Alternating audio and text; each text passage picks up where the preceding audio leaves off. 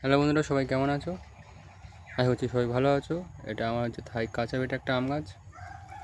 এটা যখন আমি অনলাইনে অর্ডার করেছিলাম, যখন এটা এসেছিলো, এটা হচ্ছে ডাইব্যাক লেগে গেছিলো। তো সব পাতা ঝরে গেছিলো। গাছটাকে দুদিনের মধ্যে পটিং করে দিয়েছিলাম। পটিং করে দেওয়ার পরে এখান দিয়ে 4টে ব্রাঞ্চ ছিল, ব্রাঞ্চগুলো সব ডাইব্যাক লেগে গেছে, এগুলো সব কেটে দিয়েছি। এবং এখানেও 3টে ব্রাঞ্চ ছিল, এখানে একটা ব্রাঞ্চ ডাইব্যাক লেগে গেছে, এটাও ডাইব্যাক লাগছে। তো গাছটা মোটামুটি আগের থেকে বেটার আছে। তো অতিরিক্ত বৃষ্টির কারণে গাছটার গোড়াতে ফাঙ্গাস লেগেছিলো, গাছটার গ্রোথ নেয়নি। তো তার জন্য আমি এটা শুধু শেড এরিয়ায় রেখেছি। এবং এর শিকড়কে বৃদ্ধি করার জন্য আমি কী করব? তো শিকড়কে খুব ভালোভাবে বৃদ্ধি করতে হবে, যাতে গাছটা খাবার টানতে পারো, গাছটা যাতে গ্রোথ ভালো হয়। তার জন্য আমি কী করব, চলো দেখা। আমার ফার্স্ট কী করব, এটা ব্লু কভার ফাঙ্গিসাইড। এটা পার লিটারে 2 গ্রাম। তো এটাই হলো 2 গ্রাম। আমি এখানে 5 লিটার জল ইউজ করছি। আমি 3 চামচ মিশিয়ে দেবো।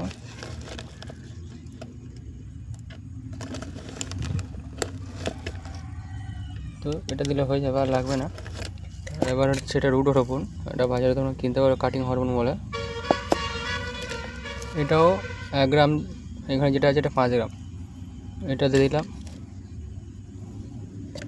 হিউমিক অ্যাসিড,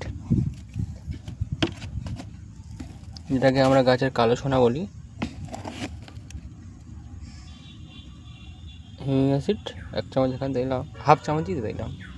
এটা হচ্ছে 1 গ্রামের বেশি, এটা অল্প লাগে। তো তিনটাকে ভালো একত্রে মিশিয়ে নেবে, কারণ রুডোরোপনটা জলের সাথে মিশতে একটু সময় লাগে।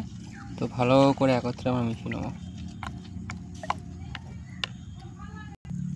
চলো, আমাদের মেশানো কমপ্লিট। আমরা এটাকে এই 5 লিটার জলের মধ্যে এটাকে অ্যাপ্লাই করে দেবো।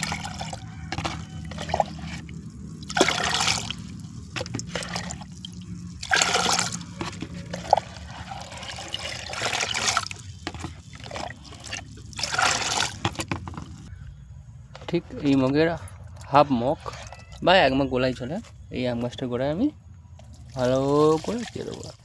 এই গাছগুলো জল দেবো না এখন, এটা এখন আরও একবার দেবো আমি। সেম এদিকে একটা আম গাছ আছে, এটার গোড়ায় দিয়ে দেবো।